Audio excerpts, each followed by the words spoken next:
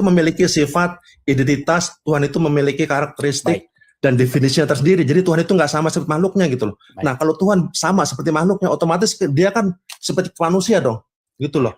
Tuhan Jadi tidak Tuhan sama. Gini Bang, saya teruskan ya. Tuhan itu nggak bisa dibuktikan dengan 5 panca indera. Tuhan itu nggak bisa dilihat dengan mata.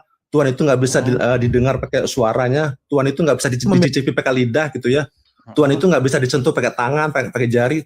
Tuhan itu nggak bisa dicicipi. Jadi Tuhan itu bukan materi gitu loh, bukan benda materi yang bisa dibuktikan dengan 5 panca indera gitu loh. Oke, baik. Setuju nggak Bang? Baik, saya tanggapi ya. Saya tanggapi. Iya boleh. Pernyataan Anda itu pertama membuktikan bahwa Allah itu, yang Anda maksud Tuhan di sini kan adalah Allah ya, karena ada banyak Tuhan-Tuhan di dunia ini. Itu adalah hasil daripada imajinasi orang yang menciptakannya. Dalam hal ini saya harus mengatakan Muhammad. Kenapa? Begini, karena ketika saya pelajari agama Islam, Allah nggak pernah ngomong sama Muhammad. Tidak pernah menampakkan diri kepada Muhammad dan tidak pernah berbicara kepada Muhammad. Tapi Muhammad tahu Allah itu seperti apa. Contoh. Dia berkata bahwa Allah itu tidak serupa dengan apapun. Berarti dia itu Muhammad sendiri dia nggak tahu seperti apa. Berarti ya dibilang saja tidak serupa dengan apapun. Nah, ini Bang, Tuhan-Tuhan yang seperti ini itu adalah Tuhan-Tuhan yang berasal dari imajinasi orang. Ada banyak Bang, bukan cuma Muhammad Bang. Orang terakhir, orang Indonesia itu terakhir dia bikin Tuhan. Tahun 2005 dia bikin Tuhan. Namanya Lia Aminuddin. Nah, suatu ketika Lia Aminuddin dia sedang duduk-duduk di depan teras rumahnya. Lia Aminuddin atau kita kenal sebagai Lia Eden. Nah, dia bercerita sesungguhnya Tuhan itu begini, begitu dan lain sebagainya. Nah, kalau Tuhan hasil begitu namanya Tuhan hasil karya manusia. Nah, terus kedua, bedanya Bang, kalau dalam iman kami, Tuhan yang diciptakan oleh manusia itu, hasil pikiran manusia, itu adalah Tuhan yang dibuat sendiri. Bukan Tuhan yang menciptakan manusia, tetapi manusia tersebut menciptakan Tuhan hasil karangannya. Nah, kalau dalam iman kami enggak Bang, Tuhan sendirilah yang menyatakan keberadaannya seperti itu. Begitu. Dengan perantaraan anaknya yang tunggal yang datang dari surga yaitu Yesus. Yang lahirnya secara ajaib. Nah, kemudian yang kedua, statement Muhammad atau statement Anda yang Tuhan tidak boleh serupa, tidak boleh gini dengan apapun, itu bertentangan dengan ayat Al-Quran. Saya akan bukakan satu ayat di dalam Al-Quran ya Bang ya. Nih, ada ayat di dalam Al-Quran. Sebentar. Sabar ya Bang ya.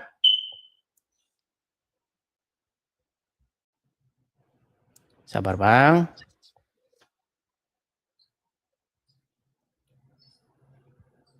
Itu ada di dalam Quran surat Al-Qalam ayat 42. Ini saya balik ya Bang ya, biar Abang bisa lihat. Surat Al-Qalam ayat 42. Nah ini. Tadi kan Abang bilang tidak serupa dengan apapun kan? Nih ya Al-Qalam ya 42. Nih, pada hari betis disingkapkan dan mereka dipanggil untuk bersujud, maka mereka tidak kuasa. Nah, betisnya siapa ini? Betisnya siapa yang disingkapkan? Nah, kita lihat nih. Pada hari kiamat, urusan menjadi sulit dan huru-hara mengerikan. Allah datang, bentar Bang ya, ada iklan, sorry. Nah, Allah datang untuk menetapkan keputusan di antara makhluk. Lalu Allah membuka betisnya yang mulia. Ternyata Allah punya betis Bang.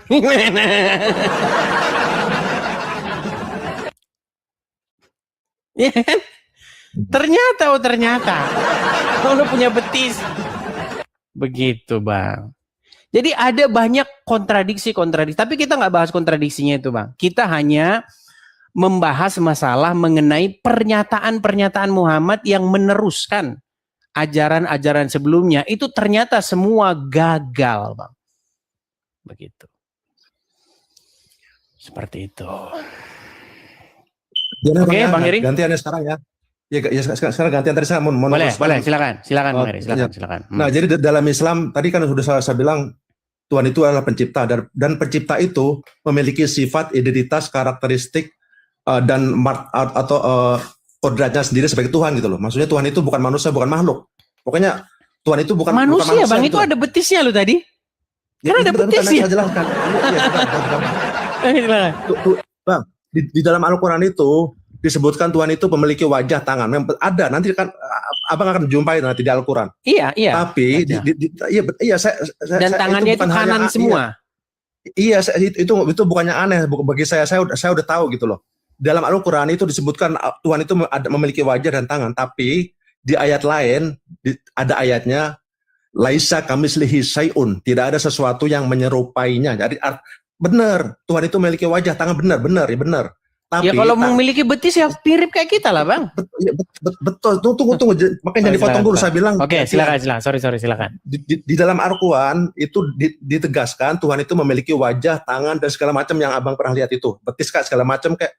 Tapi tangan Tuhan tidak seperti tangan manusia, tapi seperti makhluknya gitu. Tuhan memiliki wajah, benar, tapi wajahnya tidak bisa dibayangkan, tidak serupa seperti makhluknya. Tuhan memiliki betis kayak apa, kayak mau kaki kayak, nah itu, tapi semuanya itu tidak seperti makhluknya gitu. Karena di ayat lain, jadi ayat Al-Quran itu yang satu. Dari mana Muhammad tahu betisnya itu tidak seperti anu? Gimana? Kan dia sendiri nggak pernah lihat gitu loh. Iya benar, betul. Makanya jangan dipotong dulu. Saya belum selesai. Jadi ayat Al-Quran itu satu ayat menjelaskan ayat yang lain gitu loh. Jadi mengkomentari gitu, mengkomplementasi ayat yang lain gitu. Di satu ayat bunyinya begini, Tuhan punya tangan, punya kaki, tapi di ayat lain bunyinya laisa kamislihi syai'un, tidak ada sesuatu yang menyerupainya. Artinya iya benar. Tuhan itu memiliki wajah, tangan, kaki, betis segala macam, tapi betis, tangan, dan wajahnya tidak seperti makhluknya. Itu loh, kan udah selesai gitu loh. Oke, begini Bang. Kalau laisa kamislihi syai'un itu tidak serupa dengan apapun, berarti orang yang menyatakan itu pertama-tama berkontradiksi dengan pernyataan dia. Dia nggak pernah lihat, tapi dia bilang nggak serupa dengan apapun. Itu sebenarnya hanya bukti bahwa dia itu sebenarnya bingung. Gini Bang, ketika kita habis mentok akal kita memikirkan Tuhan, maka dibuatlah dia tidak serupa dengan apapun. Berarti emang itu adalah sebuah pernyataan keputusasaan. Tuh. Kemudian di tempat lain, dia berkata bahwa Allah akan menyingkapkan betis. Kalau sudah betis Bang, masa bentuk betis kayak begini? Ya nggak mungkin lah bentuk betis kayak begini. Contoh, masa betisnya begini? Nggak mungkin ini dikatakan betis kan Bang? Ini kuap anu ini, apa namanya? Kopi apa? Apa nih? Kopiah Jawa. Iya. Nah, masa kayak gini bentuk betis nggak mungkin kan Bang? Di mana? Ya justru itu, jangan dibayangkan gitu loh, nggak boleh dibayangkan. Ya nggak mungkin Bang, nggak mungkin kalau kita bayangin betis pasti bentuk, entah itu betis tikus, entah itu betisnya macan, entah itu betisnya manusia. Nih betis ya, betis. Sebentar. Nih Bang, namanya betis tuh ya begini. Saya balik dulu kamera saya. Ah ini betis Bang. Aduh sebentar. Ah ini betis. Betul? Mau dia tahu, betisnya siapa kayak. Kalau masa betis nggak serupa apapun, masa betis bentuknya kayak begini Bang? Coba, masa betis bentuknya kayak begini kan lucu kita jadinya. Ya itu betisnya manusia lah. Itu betisnya makhluk manusia gitu. Makanya kalaupun Tuhan punya betis ya nggak sama seperti makhluknya, betisnya nggak seperti makhluk gitu loh. Kan udah. Terus betisnya simple, gimana? Gitu, yang simple. Ya jangan dibayangkan, jangan ditanya gimana, nggak boleh. Iya berarti dia mirip dengan manusia. Ya kan ayatnya udah bunyi laisa kamislihi syai'un, laisa kamislihi syai'un. Jadi tidak ada sesuatu. Kalau kan udah saya bilang tadi, tangan, kaki dan betisnya tidak seperti tangan makhluk dan ciptaannya gitu loh. Kan selesai udah terjawab. Oke lah Bang, karena gini saya pikir tadi Abang ada ilmu begitu, tapi ternyata masih jauh Bang dari pendebat-pendebat ya, ini. Saya nggak meninggikan, saya nggak mau, saya nggak suka sombong orangnya. Saya cuman saya lebih suka saling belajar, menimba ilmu gitulah, saling menyerap ilmu, Bang. Jadi saya nggak memamerkan apa-apa, saya nggak punya ibaratnya bukan siapa-siapa juga. Saya juga apa ya? Kita tuh semuanya harus punya sikap rendah diri, tawadu. Kita semuanya harus betul, humble, Bang. Tapi begini, Bang. Iya. Begini, yang sebenarnya, Bang, kalian harus diajarkan humble, terutama kepada agama terdahulu, orang-orang yang memegang Taurat dan Injil. Tapi yang terjadi, Bang, belakangan ini, ustadz-ustadz, ulama-ulama, itu seperti membusung dada. Padahal, Bang, ya, Muhammad sendiri loh dalam Al-Quran, jika kamu ragu-ragu tentang